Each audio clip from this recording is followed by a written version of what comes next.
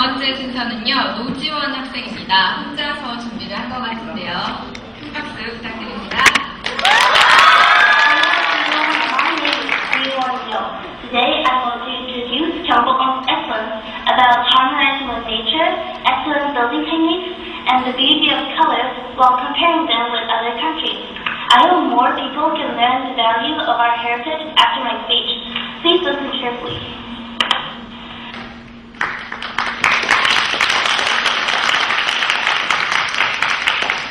Hello everyone, my name is Ji-won-il, and I'm going to introduce Gyeongbokgung. Have you ever heard about the saying, you can see as much as you know? Most people think that Gyeongbokgung is just the main palace during the Joseon dynasty. So, I'm going to tell you how special Gyeongbokgung is. Let's have a look around first. Gyeongbokgung is located where there's a river in front and mountains in the back. This is called Daesan-eunsu, which is our ancestors' wisdom on geography. Gyeongbokgung put the emphasis on harmonizing with nature. It has a smooth curve, and its natural beauty and delicate artistry is outstanding.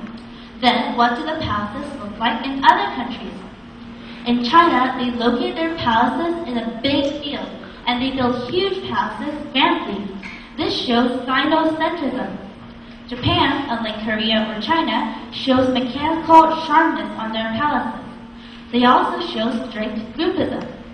Like this, each palace has its own advantages.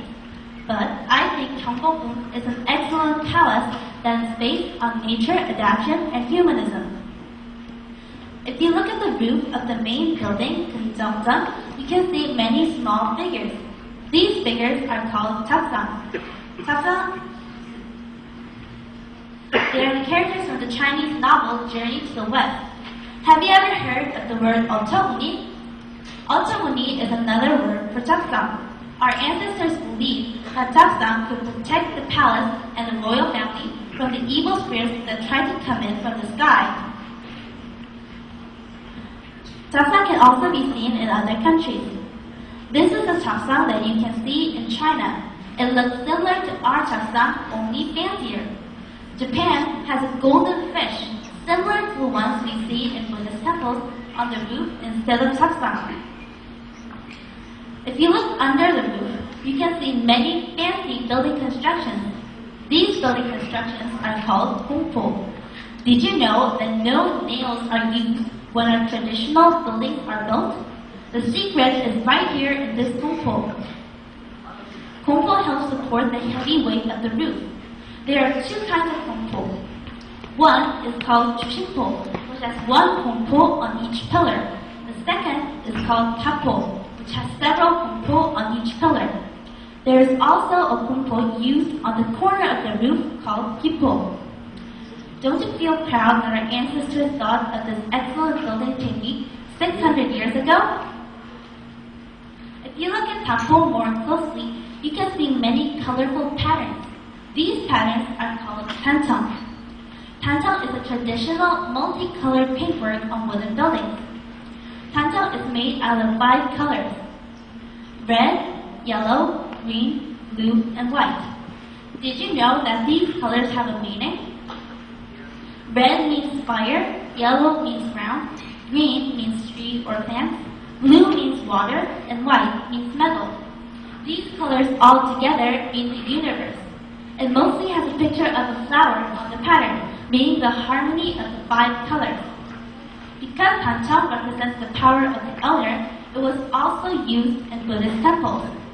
Buddhist temples show more exclusive and fancy colors than palaces, while the palaces show elegance.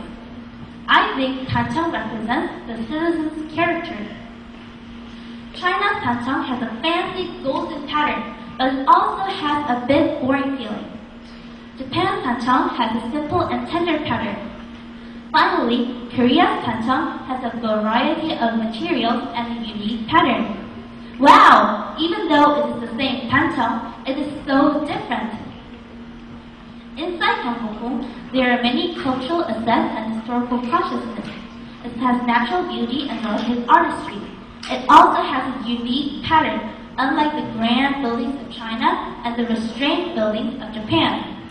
Also, it was built 25 years before China's Gyeongbokgung was built. But surprisingly, the Gyeongbokgung we see now is only 1/10 of the palaces that were in Gyeongbokgung before. There is still a lot to restore. It was destroyed during the Japanese invasion of Korea and was destroyed again during the Japanese ruling era. That is why there is only 1/10 of the palaces left. Do you remember the time that Sungnaemun burned down in 2008? Because of that accident, we lost a proud heritage. Even now, as we speak, our heritages are disappearing without the slightest interest. Gyeongbokgung is our proud heritage. It's the building that represents Korea and has a tradition based on a long history. Because of this, I hope more people can learn the beauty of our heritage and protect them. Thank you for listening to my introduction.